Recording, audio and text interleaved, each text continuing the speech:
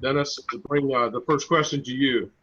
Um, I'm grateful to you because you took part in our rallies in Washington, D.C., where we were uh, protesting the judicial encroachment into religion.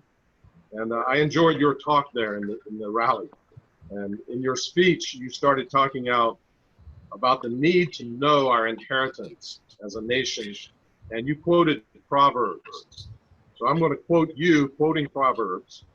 Quote, "The good people leave an inheritance to their grandchildren, but the sinner's wealth passes to the godly." Unquote.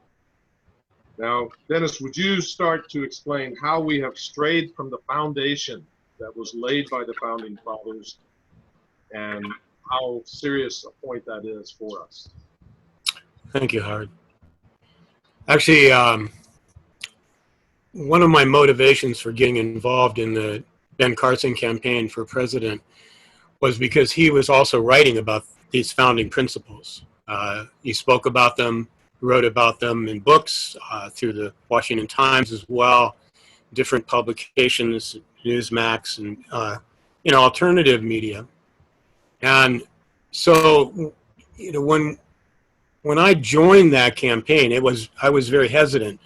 I was afraid that I was going to lose my relationship with God, because entering the political arena, there is very little reference to God. And I felt Dr. Carson was actually a man who was fearless, a good Christian man, even though he was a Seventh-day Adventist and marginalized in many ways, and I saw that firsthand.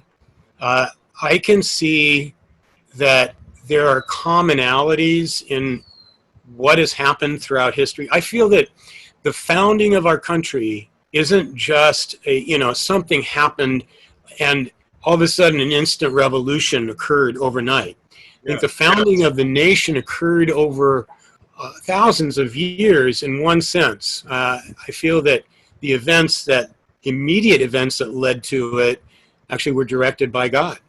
And this year we have our 400th anniversary of the Pilgrims landing in what we now call Massachusetts. So that is parallel in my mind to what Moses was doing when he led the people out of Egypt and out of the slavery that existed in the land of Egypt. They crossed over the Red Sea and into a promised land. The Pilgrims crossed over the Atlantic Ocean into an unknown new world. But what were they doing? What was the point? What was the commonality? Well, they were both seeking the right to pursue faith.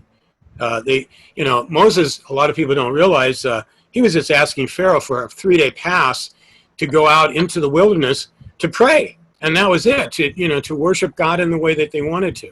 Yes. And eventually we know the history of that, if you know the history of Exodus. But the Exodus of the Pilgrims is similar. They were fleeing England because England was run by a church that had been invented by the government. So you have a state-controlled church that was persecuting with the backup of the government behind it. And they fled to Holland initially, and then they headed across the Atlantic Ocean. So the foundation that they had was also to seek a freedom of faith, freedom to worship God in that same way. Today, if we think about this, in some ways it's a nice story. It's almost been relegated to, children's fairy tales in some ways. And actually, people don't take those events as serious as they used to be, even by our founding generation. But what was our founding generation doing? They were seeking to escape from tyranny, which was a broader form of freedoms. And those freedoms, essentially, were listed in the Declaration of Independence. They were outlined there. They were codified in the Bill of Rights of the Constitution. So what we see today is an erosion of those rights. I wrote an article, just came out today in Canada Free Press. It's called "Those God-Given Rights Did Not Have an Expiration Date." And in essence, they did not. But yet, people are beginning to feel they may have, that, you know, they don't really have relevance anymore. And that's a wrong type of attitude. So I feel that it's our responsibility to hold on to those self-evident truths, and not just hold on to them, but actually to promote them and protect them. Thank you very much. Thank you very much, Dennis. It's, I think, very important for us to know that history and be able to preserve that history and preserve the rights that were given through that long history of preparation for this country.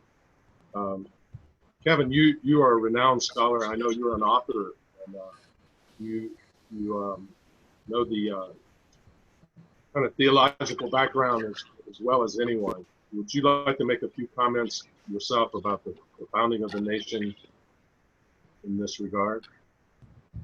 Well, you know, it's a very interesting topic. I remember the topic of God in the square. I think it was Newt Gingrich that really caught my attention to that subject, because there was such a rise of a more secular vision of America growing in the 70s and the 80s, and the idea of separating church and state, and the idea that basically religion is to be a private affair and it's not to be freely exercised in society. And this is really totally against the founding vision of the founders, where they saw religion as essential to civil society, because Yes.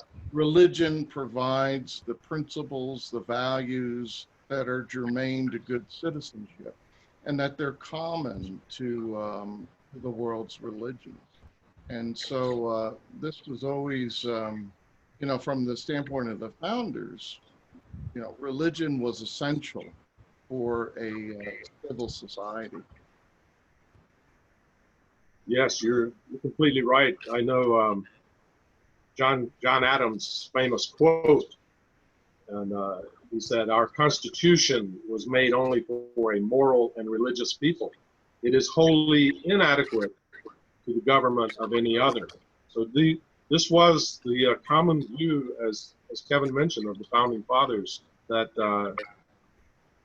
you know, our faith and our right to believe is so important, and that's why the First Amendment to the Constitution was to protect that right to believe and the right to worship as we wish, as we follow our own conscience. If you enjoyed this discussion, please click the like button and the subscribe button. We'd also love to hear your thoughts on religious freedom.